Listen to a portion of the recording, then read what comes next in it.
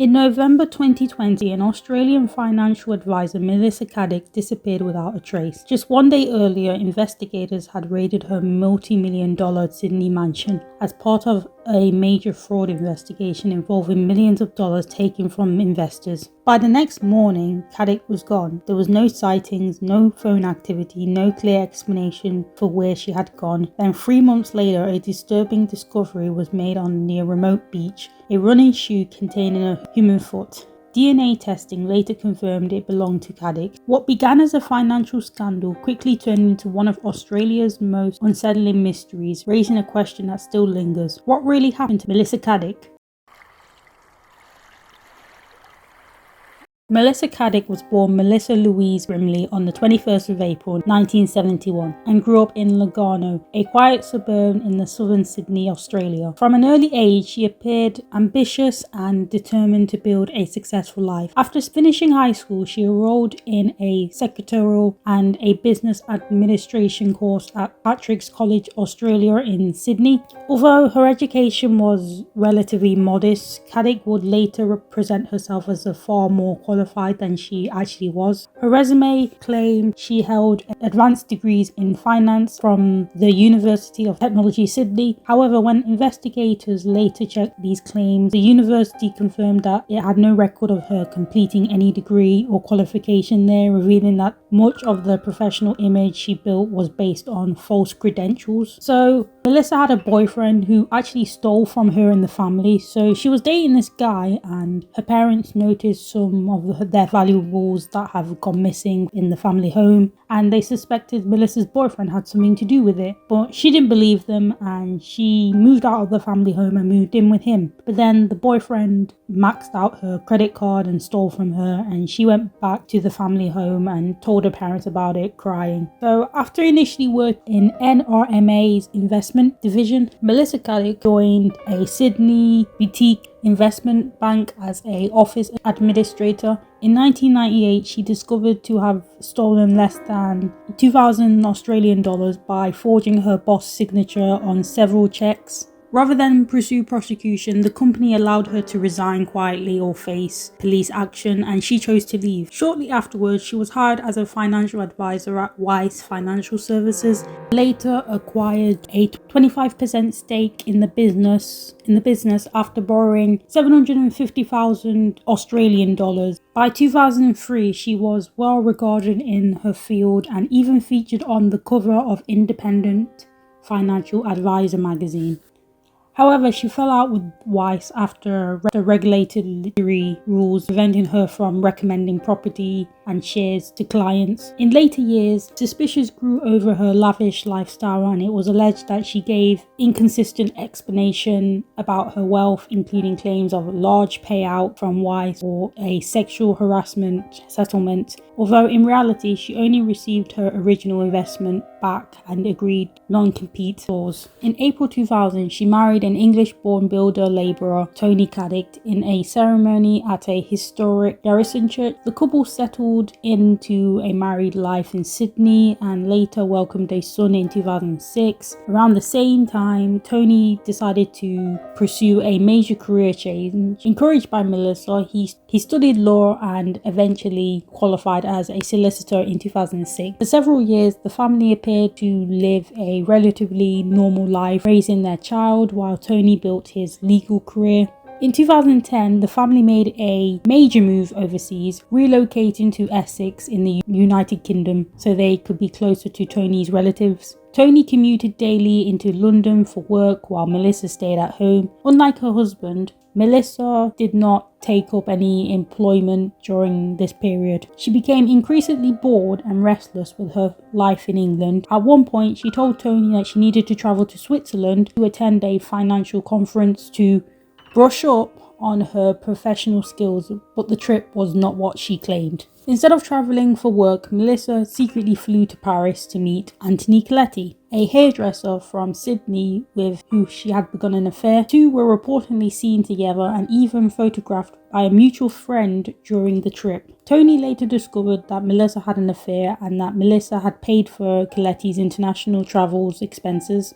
Melissa Caddick admitted that her relationship with Anthony Koletti began as an affair, yet rather than accepting the responsibility for her actions, she blamed her first husband, Tony Caddick, for her cheating on him with the hairdresser. When he confronted her about the deception, the situation quickly escalated. While Tony temporarily stayed with family members, Melissa took a drastic action.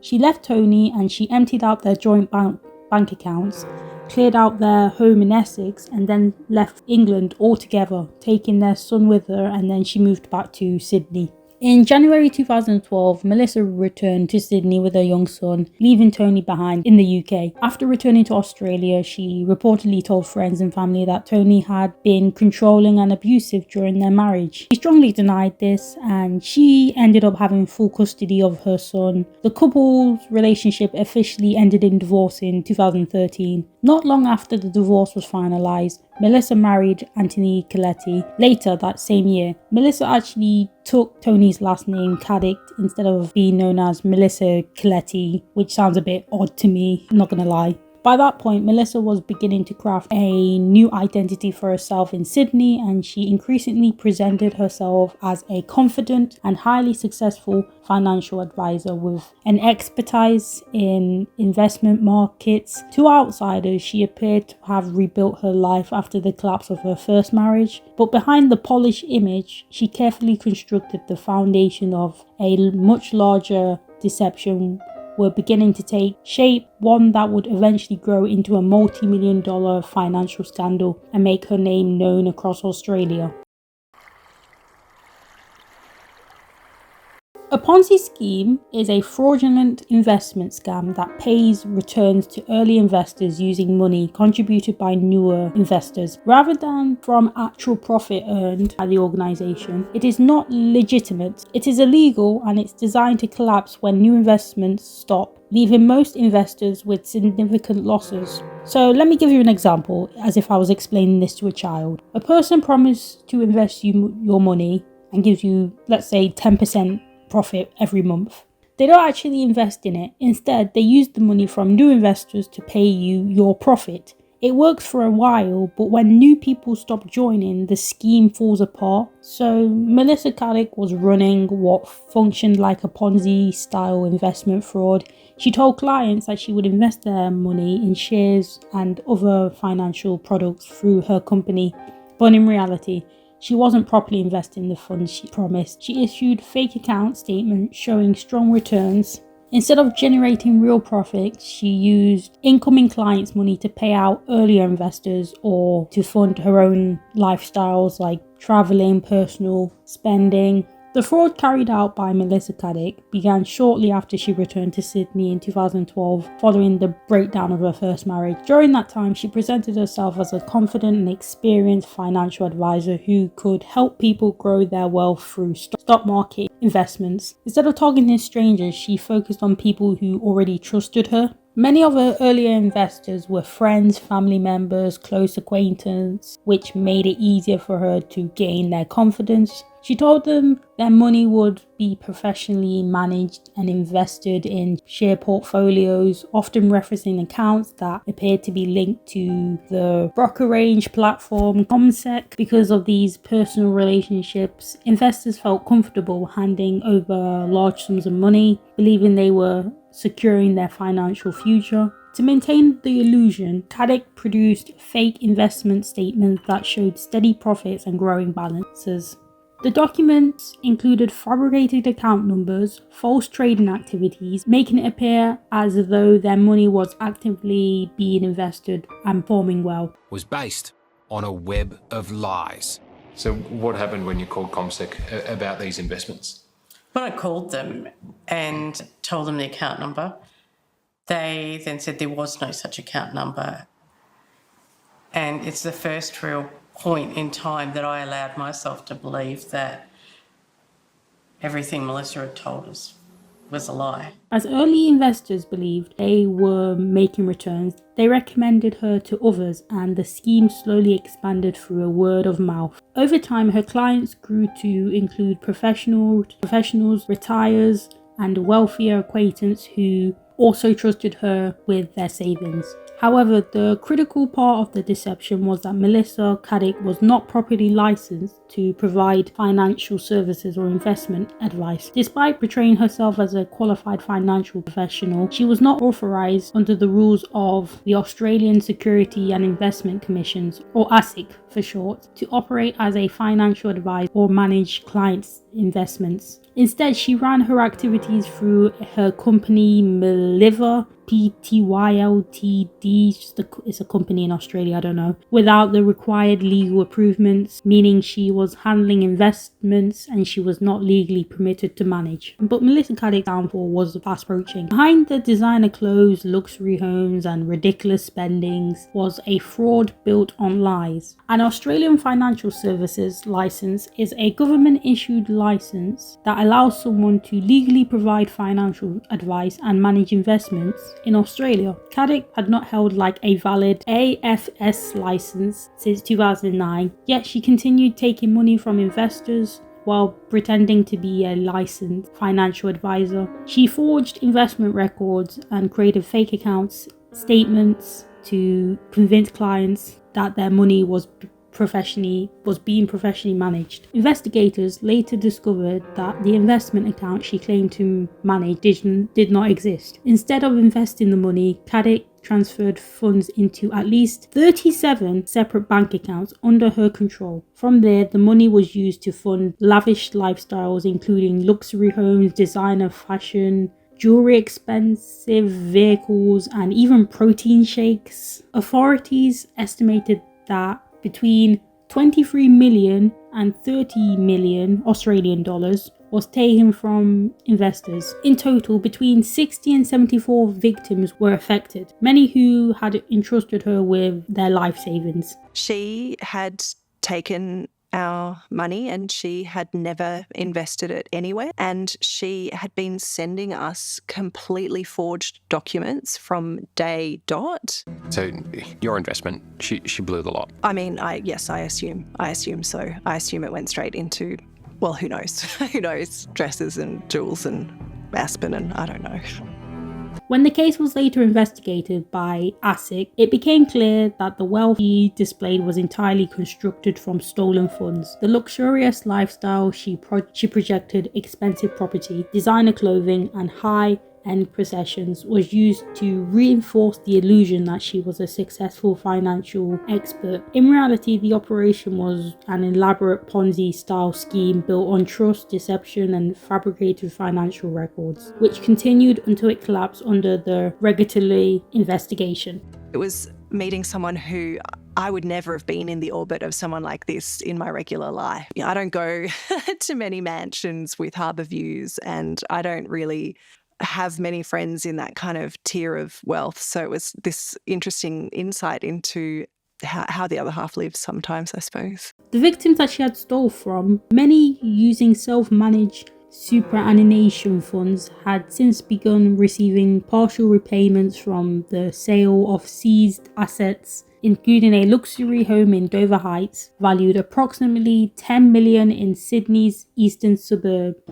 We get a list of our trades annually in an audit report that has been certified by an auditing company and did have the certificate from an actuarial company in there as well. So as far as we were concerned, all of this stuff protected us. They thought their money was invested with the Commonwealth Bank's share trading arm, CommSec.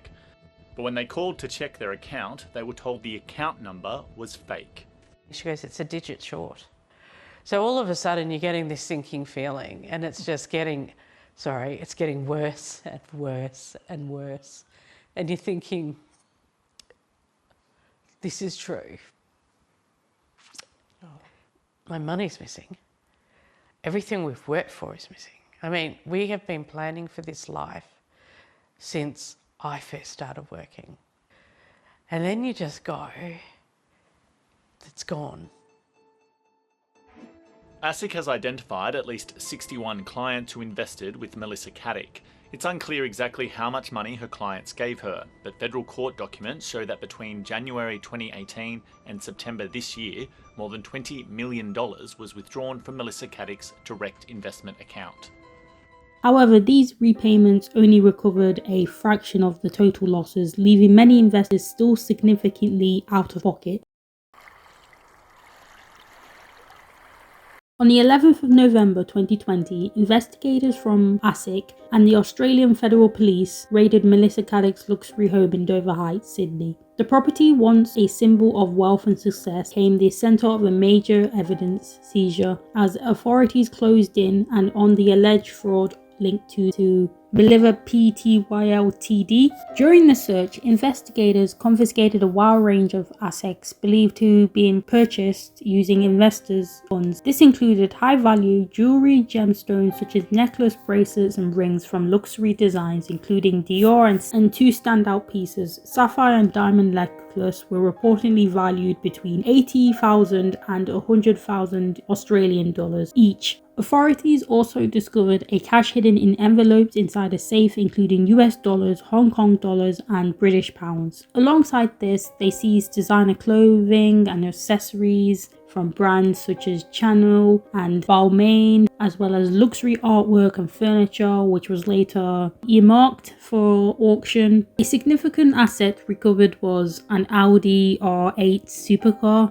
which had been gifted to her husband and was also taken for sale. Investigators additionally removed high-end sneakers, including Christian Dior trainers and rare Nike pairs belonging to her son, along with passports and financial documents linked to her business dealings. However, not everything was uncontested. Anthony Koletti later claimed that some of her seized items were personally purchased by him and not through the investors' money. This included a US 4,000 Louis Vuitton watch, which he said he brought during the trip to New York in 2017. He also stated that he intended to claim proceeds from a Breitling chronograph Navitimer watch, sorry if I butchered that name, once it is sold by receivers. In addition, Koletti asserted ownership over two artworks by a Tasmanian artist, Adrian Lockhart, arguing that they belonged to him rather than being a part of the seized asset. Despite these disputes, authorities proceeded with freezing assets and securing everything considered potentially linked to the fraud. Melissa Caddick was not arrested during the raid. She remained in the house overnight, but by the next morning she had vanished without explanation, transforming a financial investigation into one of Australia's most baffling disappearances. On the morning of the 12th of November 2020, Melissa Caddick vanished just hours after the raid carried out by ASIC and the Australian Federal Police at her home in Dover Heights, Sydney. She was last heard around 5:30 in the morning when her son reportedly heard the front door close and assumed she was going out for her usual morning run. From that moment, she was never seen again. What made her disappearance even more unsettling was what she left behind. She did not take a mobile phone, she did not take her wallet or identification or any personal belonging, all of which remained inside the house. Her passport was also not confirmed to have been taken. There was no signs that she had prepared for travel. Despite the extensive investigations and the detailed review of the CCTV footage from surrounding the streets and the suburbs, the authorities were unable to clearly track her movements after she left the property. The footage that was available did not capture a continuous route, leaving gaps in the timeline and no confirmed direction of travel. In the hours and days that followed, police searches intensified along nearby coastal areas and walking tracks, but there was no immediate sign of her. With no phone activity, no financial transaction, and no confirmed sighting, investigators were left with almost nothing to indicate what happened after she stepped out of her home. The sudden silence was particularly striking, given how active and visible her life had been in the days leading up to the raid. With a very short time, what began as a financial investigation into a suspected large-scale fraud quickly shifted into a missing persons case. The contrast between the highly structured police operation at her home and the complete disappearance hours later only deepened the mystery. With no clear evidence of escape, accident or deliberate disappearance, the case became one of Australia's most puzzling and widely discussed modern mysteries. I needed to help bring Melissa home. That is all. Melissa. Please let us know that you're safe and sound. We love you. This is out of character. We just need the communities of Australia to come together to help bring her home. A lot of what we learned, we ended up learning from the media when it was very apparent that other people knew many other things before we did, which was also really difficult to deal with, to be honest. And yeah, we got this news that she was missing, and it was just, it was so shocking. I was just so shocked and really worried, so worried about her. And so, Joe and not worried about your investment at that point. Of course not. She was missing. This was Joe's cousin. She was missing. It was just terrible news. And yeah, just incredibly worried about what had happened to her. And then over time, it was like, oh goodness, okay, she's done something. She's done something a bit shifty here, but she's not going to have messed around with her family's money. She's not going to have done that. So I was going to catch up with her Wednesday morning before ASICs raided the house and discuss what was going to happen for Christmas Day. And then that didn't happen. I received a text probably 6:30 a.m. in the morning, and sorry, can't catch up today, I'll get back to you. And then, I don't know, I felt like there was something wrong, and I sent another text, are you okay? Sent an email, and then still nothing. And I said to Billy, something's going on, something's not right. And then we hear about it in the paper 6 days later that she's been missing. Idea what happened to her at all? It was like missing 6 days, sinister sort of implications, and I think you grieved for her. Yeah, I did. Didn't suspect anything at that stage. You were just worried about your friend. Worried about my friend, yeah. Anthony Koletti, the husband of Melissa Caddick, became one of the most closely watched figures in the aftermath of her disappearance. He is a Sydney-based hairdresser and an amateur DJ. He had been married to Melissa since 2013 and lived with her in Dover Heights, Sydney. Following the raid on their home and her sudden disappearance on the 12th of November 2020, Koletti was left in the house with a teenage son, with investigators search for answers about what had happened. In the days followed, Koletti gave a public statement describing his shock, repeatedly saying that Caddick had simply left for a morning run and never returned. He was also interviewed excessively in the media and became one of the most visible voices connected to the case, expressing confusion and emotional distress as the investigation into her financial dealings and disappearance unfolded. Authorities confirmed that he was not suspecting the fraud, but he was still closely examined as part of the broader investigation into her life and movements. There was also a brief interest in the wider family, including mentions of her brother, but no evidence have ever been linked any of his relatives to the fraud or investigation, and they were not considered central to the case. Koletti himself maintained he had no involvement in Melissa Caddick's financial activities and insisted that he had been unaware of the full extent of the scheme. While investigators focused on tracing the missing funds and reconstructing Caddick's final movements, Koletti remained primarily a witness and the family member caught in the aftermath of the major financial crime and unexplained disappearance. Anthony Koletti, the husband of Melissa, took approximately 30 hours to report her missing after she vanished. Melissa was last seen at her home in Dover Heights, Sydney on the morning of the 12th of November 2020, shortly after ASIC and the police raid. However, Anthony did not formally report her disappearance to authorities until the afternoon of the 13th of November 2020 after she failed to attend a scheduled court-related appearance. Initially, Anthony told the police he had believed that she had just gone out for a morning run, despite the fact that she had left her mobile phone behind, her wallet, her keys and other personal belongings, which the investigators later noted as highly unusual. The police later described his behaviour during the early stages of investigation as extremely strange and unusual, highlighting the inconsistencies in his account of events and the delay in reporting her missing. Is a vehicle? She does. Her car's here. She's gone on foot. Everything's here. She's not taken a thing. Not a thing. How tall is she? Like a little bit over 5 foot. Any tattoos or anything like that? She's got 3 tattoos. We've got the same ones. Those ones there. So we've both got those. But you're not going to see she's got shoes on. So. Yeah. Yep, thank you. By the time they leave, officers are concerned. Sergeant Trent Riley was one of the first police officers to speak to Anthony when he finally rang police to report his wife missing. I just want her found. I don't care about all of this money bullshit. You can't replace the love of your life, so If you could find her, that would be lovely.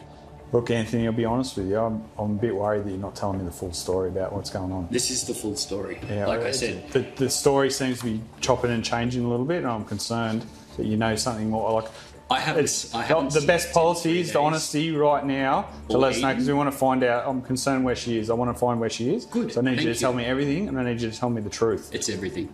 And you said earlier to me that she hasn't got any mental health issues or anything? She doesn't. This is completely out of character. Never done this once before? Never, ever. She's never missed an appointment. Like, her appointment is so detailed, and she makes every appointment like, this isn't her at all.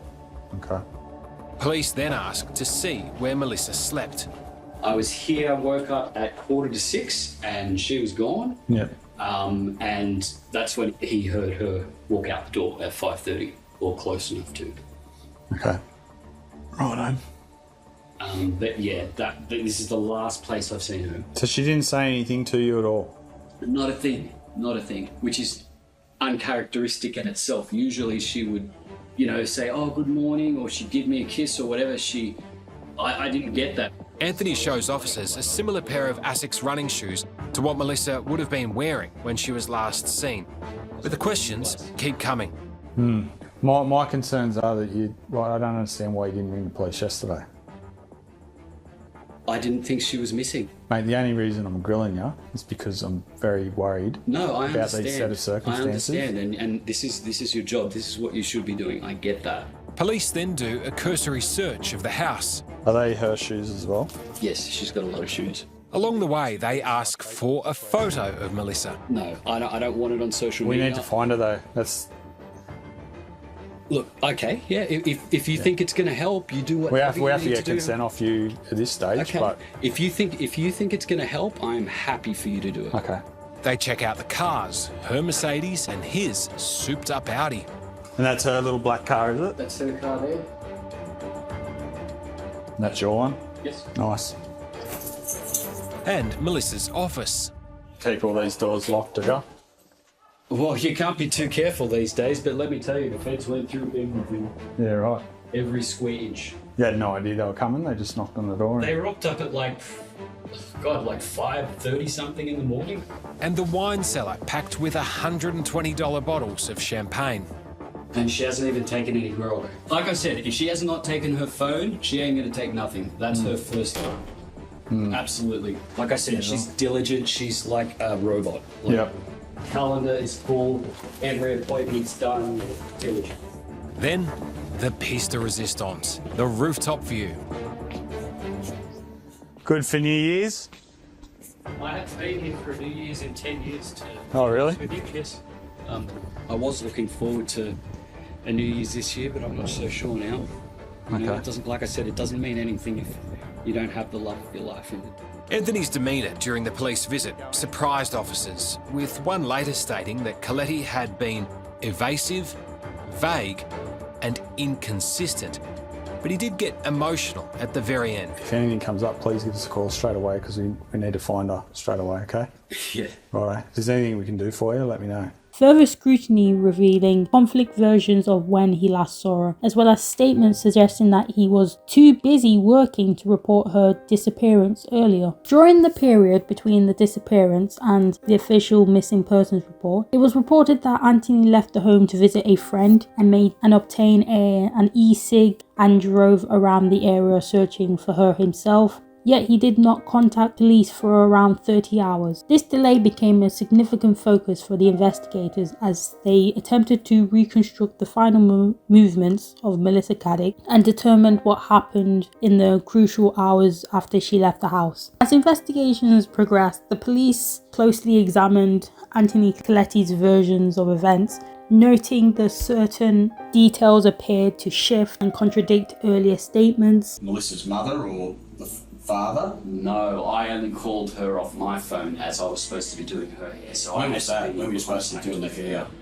I was supposed to be doing it on Wednesday, which I'd postponed till Thursday, which I'd postponed till a week later, and obviously everything unraveled up. I rang Adam because he's more onto that kind of stuff. Yes. At that point, I hadn't told him that Melissa was missing, as I wanted an honest opinion from him, and Same thing with her friend Scott Little.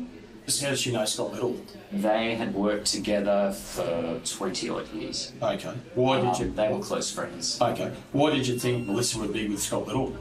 As he was a close friend, I just thought, you know, if she's blowing off a bit of steam, maybe she's gone for a beer with him. But I just wanted his honest opinion at that point, as I did with Adam. All right. Opinion about what? Yes, I just don't understand. Whether he was with Melissa or not. Okay. Why didn't you just ask him? Because I didn't want I didn't want them to worry at that point, number one, and number two, I wanted an honest opinion from them. Okay. And you weren't honest yourself? Exactly. To them, yes. All right. However, despite these inconsistencies, he was treated as a witness rather than a suspect, while authorities continued focusing on the broader financial fraud linked to Melissa's company Meliva Pty Ltd and the unexplained disappearance that followed. But other than that, there was no sign of Melissa Caddick, and we remain unsure what had happened to her until the 21st of February 2021.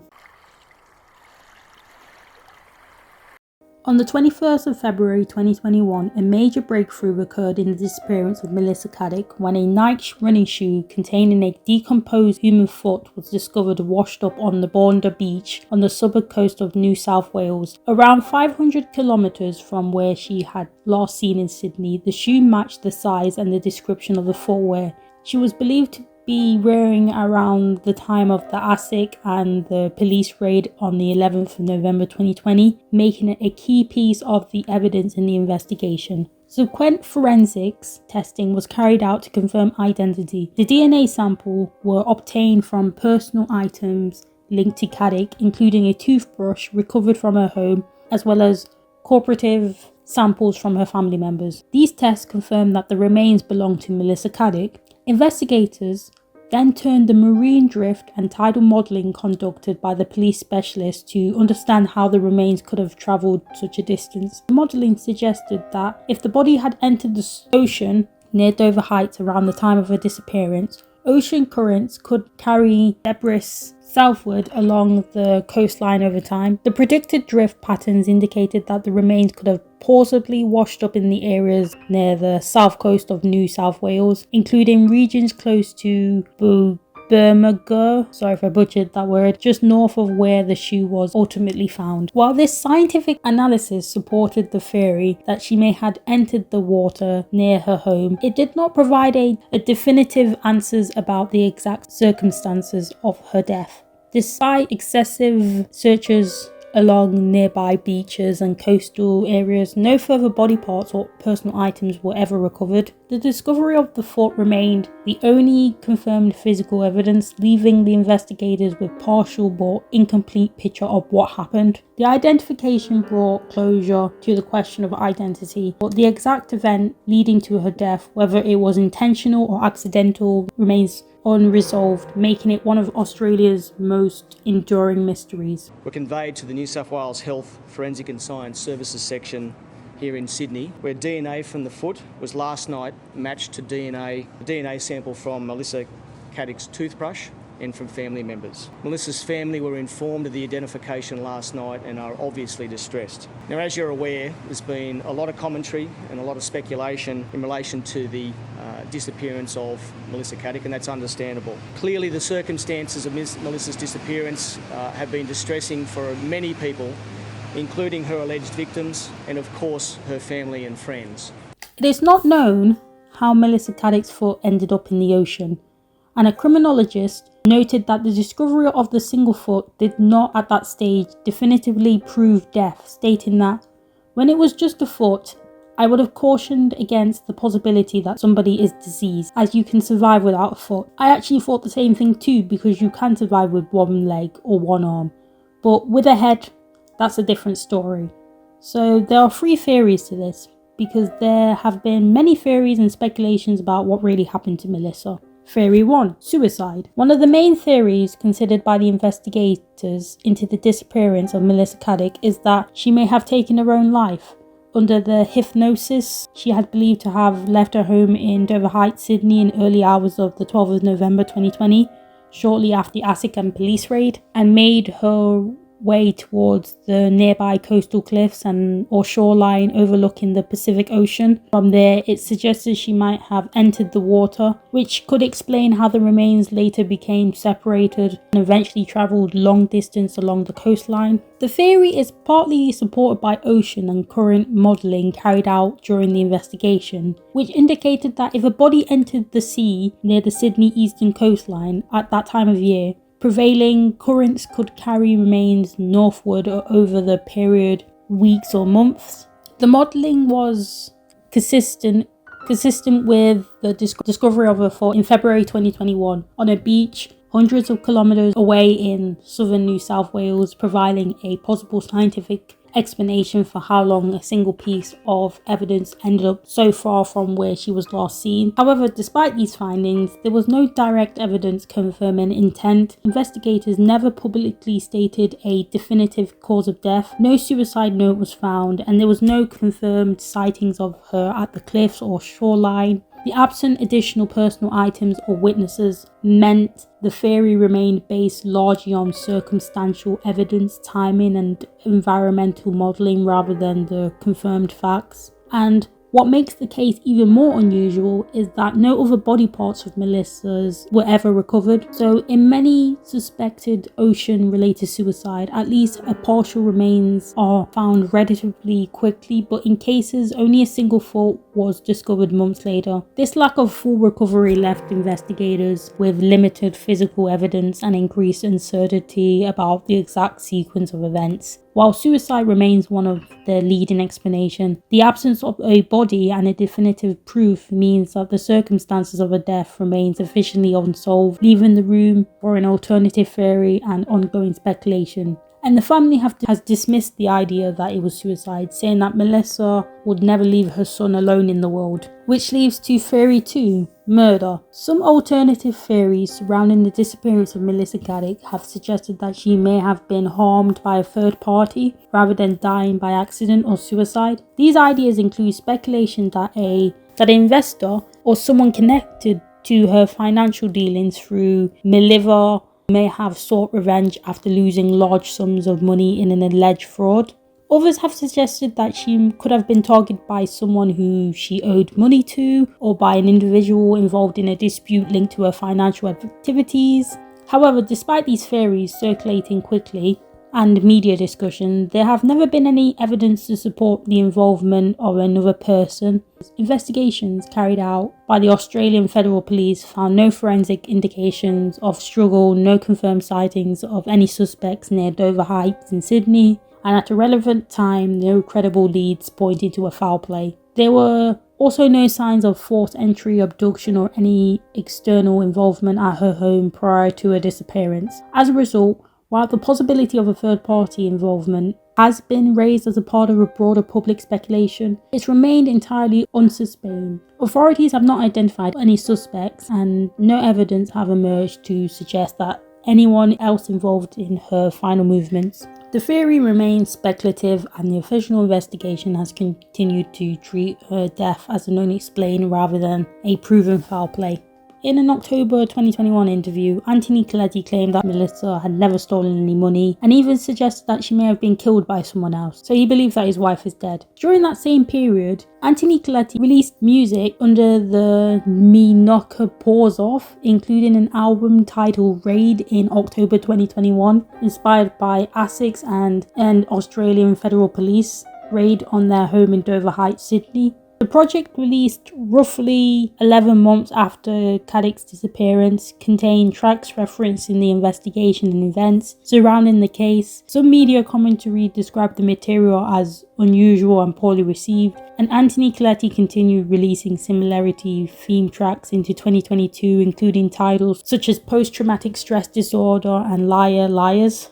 In parts of the album, he referenced the raid, framing it as a starting point of everything that followed, using spoken words, segments and sound effects to recreate scenes from that day, including impersonations and dramatic audio. He's also expressed criticism towards authorities, suggesting the blame onto ASIC and Australian Federal Police investigation, despite them carrying out lawful actions as part of the fraud's inquiry into Melissa's company. I had a listen, just out of curiosity. Just wanted to see if the song was good. And I'd be lying to you if I said this music was great, because it is awful. Really, really bad. Sit down and don't say a word. You got no rights. Who are you to talk? You don't need to be here, Mr. Koletti. Just leave and we'll turn your wife's head into spaghetti. You got no rights. We can torture you for 14 hours and then we can take whatever we want. Off so we don't get in trouble. Cheating on a federal police exam isn't that bad. Another officer to turn their body cam off. Video available. Fact. All of the video and audio is available. Oh, I love my 9 to 5. Stuff goes missing all the time. Up my nose and in my blouse. Where it goes, nobody knows. So then you find out that the guy behind it, Anthony Koletti, freakily made headlines into Sydney's 2GB, clashing with a breakfast host, Ben Fordham, over claims he was living in a fantasy land before releasing an embarrassing diss track aimed at the radio host after repeated criticism and defamation threats against ASIC. Yes, we received some critical feedback, and it's safe to say that this message falls into that category. It is a message from Anthony Koletti. Yes, that Anthony Koletti, the toy boy husband of Melissa Caddick. And for anyone who hasn't been following the story, Melissa Caddick is the woman who stole millions of dollars from her family and friends and then killed herself when the law came knocking. Anthony Koletti is her no-hoper husband, whose only source of income comes from hairdressing and breeding prawns in the backyard. And when Melissa was brazenly stealing $23 million from people and pretending to invest it on their behalf, Anthony was living it up. For 8 years, he was living in the fast lane, driving around the eastern suburbs in a $400,000 Audi, and that's how he sent me a message, through music. And the reason 2GB has featured in his latest track is because I've pointed out that Anthony Koletti is living in fantasy land. You see, Anthony thinks he's owed millions of dollars from the pool of money stolen by his wife. Not that there's much of that left behind.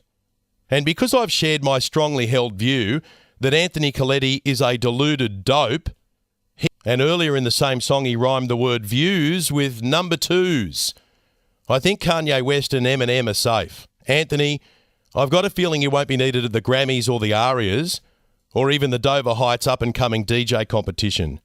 Your music is atrocious. And I'm happy to share more of it, mate, just for a laugh. I know music is subjective and people have all kinds of tastes, but you could travel the entire planet, and no matter how hard you look, you won't find anyone who wants to listen to this 24-carat crap. So here's an album review for you. Your creativity is bankrupt, your imagination is stunted, and even a search party will find no sign of musical ability. You are a hopeless case and a waste of space. And we love people who dare to dream, don't get me wrong. We love it when children have a go and we tell our kids they can be anything they set their mind to.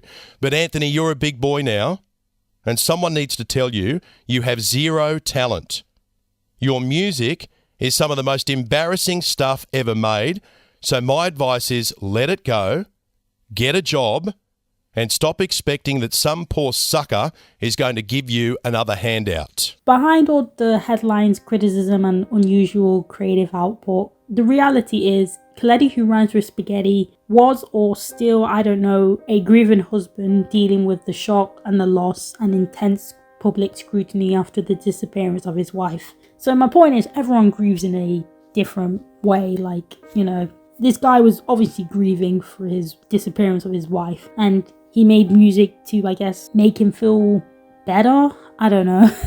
So, theory 3, a staged death. Another theory that emerged online is that Melissa Caddick may have staged her own death in order to escape the collapse of an alleged fraud linked to her company, and the investigation that followed the ASIC and the Australian Federal Police raid on her home in Dover Heights, Sydney. Under this speculation, it is suggested that she deliberately disappeared in the early hours of 12th of November 2020, potentially using hidden or untraceable funds to start a new life elsewhere under a false identity. Supporters of this theory often point to the lack of a recovered body, the unusual circumstances of the disappearance, and the fact that only a single thought was ever found as reason to question whether she could have survived plan an escape. Around the same time, wider public speculation, including theories that she had gone into hiding, deliberately staged parts of her disappearance, or even harmed herself in a way intending to mislead investigators. Some commentary also went further, suggesting that Anthony Koletti himself may have been assisting her in hiding, although none of these theories have ever been proven or supported by official findings of the Australian Federal Police or other authorities. It doesn't really make sense that someone wouldn't be a little suspicious about how Melissa Caddick was making that amount of money. I understand that she was able to carry out a fraud over several years and that he didn't know that at the time. I can understand that part, but even so, it still raises the question how it went unquestioned for so long. If someone suddenly started bringing home like expensive items like an Audi, Tesla, a luxury jewelry, and most families would at least start to wonder where that money was coming from. Like my family would probably be like, right, which bank did you rob? Even if the explanation was investments, you'd expect an ongoing question, especially as it kept happening over time. I think what makes it even more difficult to understand is the consistency of it. It wasn't just a one-off purchase. This was a lifestyle being maintained over years. In most real situations, people tend to notice patterns, especially when large amount of money are being involved. So it's hard not to think that at some point there would have been a deeper questioning or concern about whether everything was legitimate rather than a complete trust for such long period. I mean, I think Anthony Koletti is a naive person when it comes to Melissa Caddick being a fraudster and did not realise the extent of the situation or the financial wrongdoing taking place around him, which is why I don't believe he helped her escape. I know a lot of people might believe that he did help her escape, but personally I don't believe it, and this is why.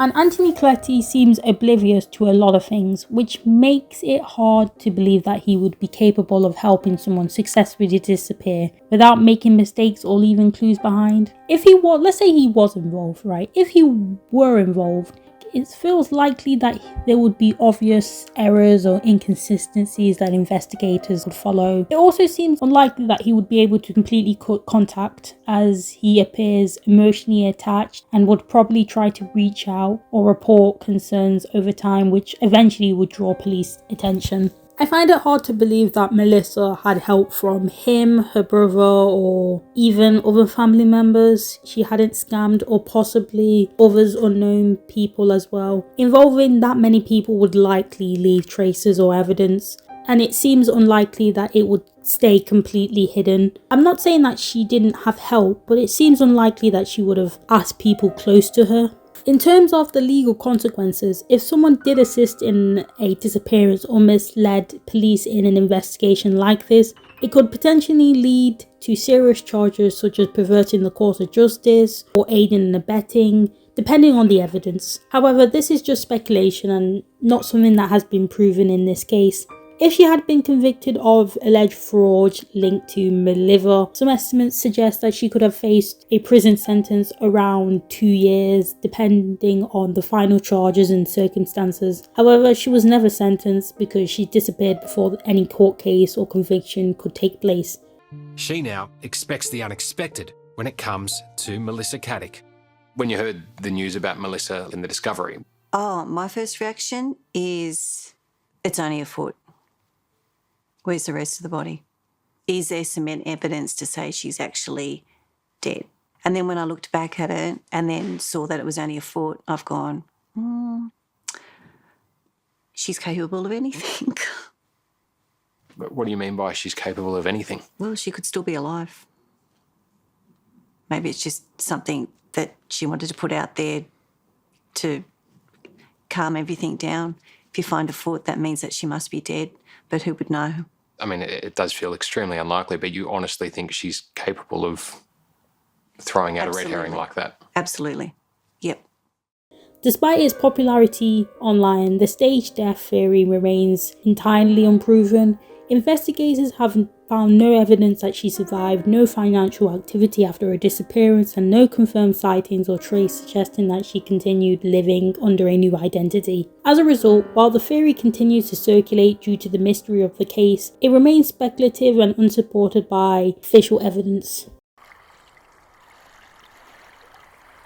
In April 2021, Essex dropped 38 criminal charges against her. In November 2021, the court found that Caddick, through her company Melissa, had fraudulently appropriated tens of millions of dollars from investors and operated without the required financial service license between October 2012 and November 2020. In an interview, a police officer also commented that if Caddick had voluntarily handed herself in earlier, she might have not faced immediate criminal prosecution in the same way due to how the investigation was progressing at the time, which surprised some observers. What happens if you did find Melissa? Then our investigation's closed. She is still free, so there's no warrant for her arrest. We're only interested in finding her, so she is no longer a missing person. She's not wanted by any court. She's not a fugitive, which is the word that people would use.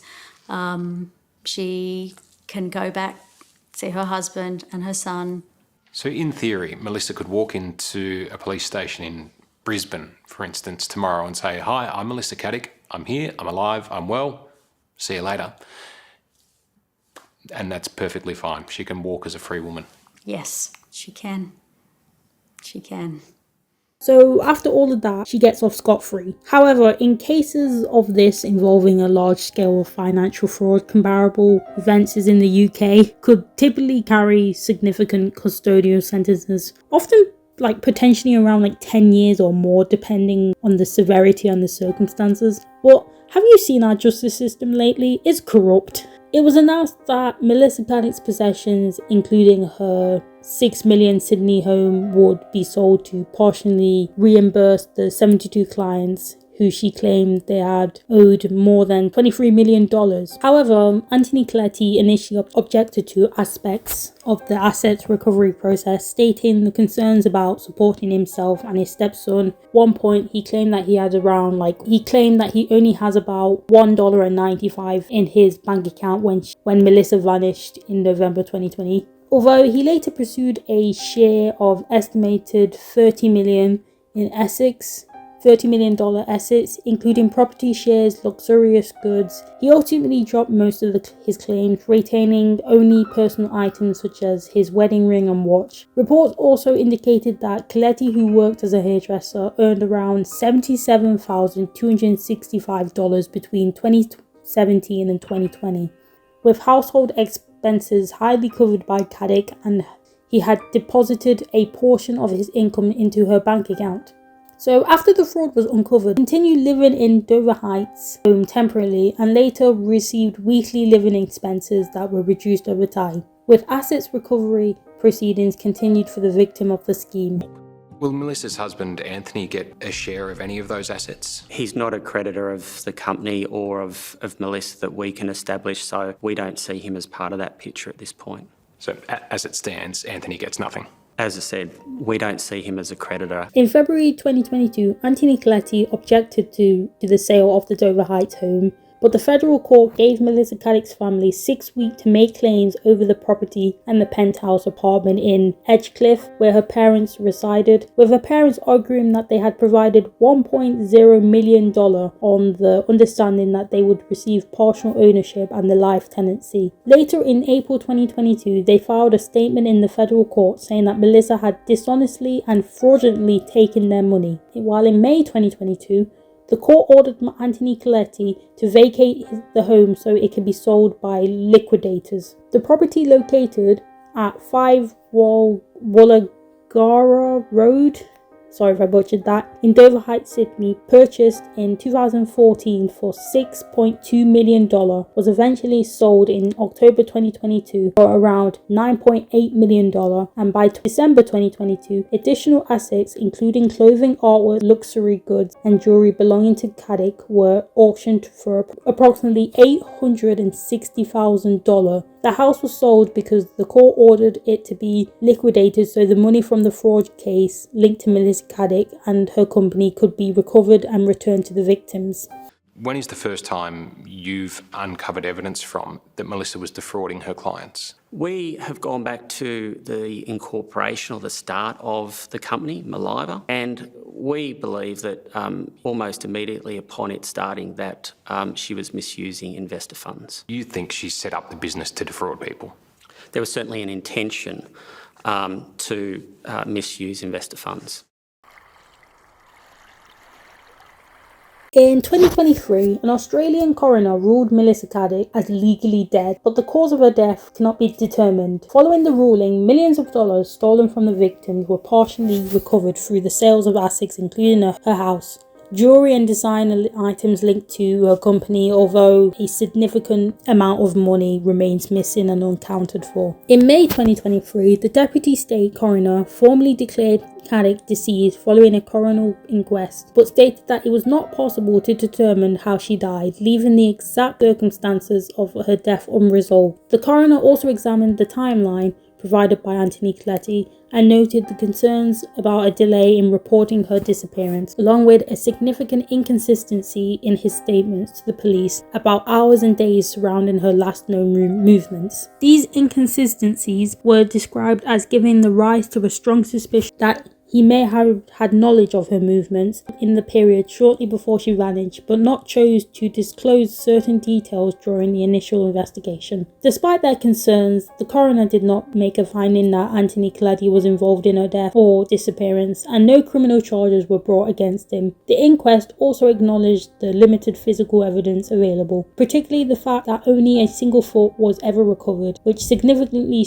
restricted the ability to reconstruct exactly what happened. As a result, the coroner concluded that the key question about how and when and where Melissa Caddick died remains problematical, meaning that they could not be definitively answered based on the evidence presented. The ruling closed the formal coroner process, but it left the case with lingering uncertainty and unanswered questions that continue to define the mystery. Even after years of investigation, the case remains one of Australia's most unresolved financial crime disappearance, with both the missing funds and the exact circumstances of her death still leaving the investigators and the public without complete answers. Investors defrauded by Melissa Caddick are expected to recover only a portion of their money, with estimates suggesting around 50% of losses may be returned through the combination of asset sales and a $3.5 million settlement with the auditors, following a liquidation of assets linked to Melissa,